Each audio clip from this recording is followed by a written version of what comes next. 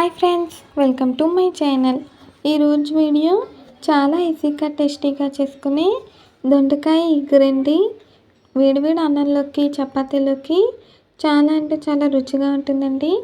అలాగే ఉదయం lunch box రెసిపీగా కూడా చేసుకోవచ్చు. ఇప్పుడైతే మనం తయారీ విధానం చూసేద్దామండి.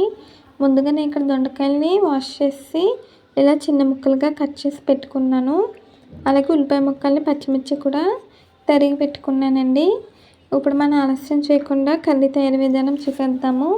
ప్యాన్ పెట్టి ఆయిల్ వేసానండి. హీట్ అయ్యాక మనం కట్ చేసి పెట్టుకున్న ఉల్లిపాయ ముక్కలు పచ్చిమిర్చి వేసి వేయించాలి. లైట్గా గోల్డ్ కలర్ వచ్చేంత వరకు ఫ్రై చేసుకోవాలండి. మధ్య మధ్యలో కలుపుకుంటూ ఉండాలి. మీరు కనుక ఫస్ట్ టైం మా ఛానల్ చూస్తున్నట్టయితే ప్లీజ్ లైక్ షేర్ సబ్స్క్రైబ్ చేయండి. చూడండి ఫ్రెండ్స్, ఇప్పుడైతే మనకి ఉల్లిపాయలు ఫ్రై అయిపోతున్నాయి. ఇలా కలర్ వస్తే సరిపోతుందండి. తర్వాత ఇందులోకి మనం కట్ చేసి పెట్టుకున్న దొండకాయ ముక్కలు కూడా వేసి వేయించుకోవాలి.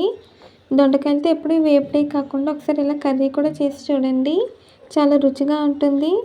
అలాగే మనకి తొందరగా కూడా కుక్ అవుతుందండి. ఉదయం లంచ్ బాక్స్కి కూడా ఈజీగా ఉంటుంది. ఇప్పుడు వీటిని కలుపుకొని ఒక 2 నిమిషాల పాటు కూడా మనం ఫ్రై చేసుకోవాలి. ఇవి ఫ్రై అయిపోయాక చూపిస్తానండి. చూడండి ఫ్రెండ్స్, ఇప్పుడైతే నేను ఒక 2 నిమిషాల పాటు మగ్గించేసాను. తర్వాత ఇందులో తగినంత పసుపు, రుచికి సరిపడా ఉప్పు, తగినంత కారం వేసుకొని ఒకసారి బాగా కలుపుకోవాలి. ఈ ఉప్పు కారం పసుపుని కూడా ఆయిల్లో మనం ఒక 2 నిమిషాల పాటు మగ్గించుకోవాలండి. అప్పుడు మనకి కర్రీ ఎక్కువ రుచిగా ఉంటుంది. చూడండి ఫ్రెండ్స్, ఇలా మిక్స్ చేసుకోవాలి. ఇది చపాతీలకు కూడా ఎప్పుడు ఒకేలా కాకుండా ఒకసారి ఇలా ట్రై చేయండి, చాలా బాగుంటుంది.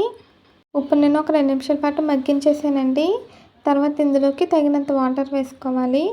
వాటర్ వేసి ఒకసారి కలుపుకొని దీన్ని ఉడికించుకోవాలండి. ఇంట్లో ఏమీ లేనప్పుడు దొండకాయలు ఉంటే చపాతీలోకి కర్రీగా లేదా రైస్లోకైనా కర్రీగా చేసుకోవచ్చు. చూడండి, ఇప్పుడు నేను కలిపేసాను. ఇప్పుడు ఇది మనం ఉడికించుకోవాలండి. సాఫ్ట్గా ఉడికిపోవాలి. ఇందులో వాటర్ లేకుండా కర్రీ దగ్గరికి వచ్చేయాలండి. అప్పటి వరకు మనం ఉడికించుకోవాలి. ఇప్పుడైతే మూత పెట్టేసానండి. పొంగొచ్చే వరకు మీడియం ఫ్లేమ్లో పెట్టుకుని పొంగొచ్చాక లో ఫ్లేమ్లో పెట్టి ఉడికించుకోవాలి. నేను ఒక 5 నిమిషాల పాటు మీడియం ఫ్లేమ్లో పెట్టానండి. తర్వాత లో ఫ్లేమ్లో పెట్టి ఉడికించాలి. మధ్య మధ్యలో మూత తీసి కలుపుకుంటూ ఉండాలండి. నేను ఇప్పుడు ఒకసారి మూత తీసాను. చూడండి ఫ్రెండ్స్, ఆల్మోస్ట్ మనకి కర్రీ అనేది ఉడికిపోయిందండి. ఇప్పుడు కొద్దిగా ఉన్నాయి కదా వాటర్, ఇది కూడా ఎగిరిపోయి కర్రీ దగ్గరికి వచ్చేంత వరకు ఆయిల్ సెపరేట్ అయ్యేంత వరకు వేయించుకోవాలి. అంతేనండి, చాలా ఈజీగా టేస్టీగా మనకి దొండకాయ కర్రీ రెడీ అయిపోయింది. ఇప్పుడు నేను స్టవ్ ఆఫ్ చేసేసానండి. ఇది అన్నంలోకి చపాతీలోకి చాలా బాగుంటుంది. ఈ వీడియో నచ్చిందా అండి? నచ్చితే ట్రై చేస్తే ఎలా వచ్చిందో కామెంట్స్లో తెలియజేయండి. ఈ వీడియో నచ్చితే ప్లీజ్ లైక్ చేయండి, షేర్ చేయండి, సబ్స్క్రైబ్ చేయండి. అలాగే పక్కనున్న బెల్ ఐకాన్ క్లిక్ చేయండి. ఈ వీడియో నచ్చితే కామెంట్ చేయండి. మళ్ళీ ఒక కొత్త వీడియోతో కలుద్దాం. Bye friends.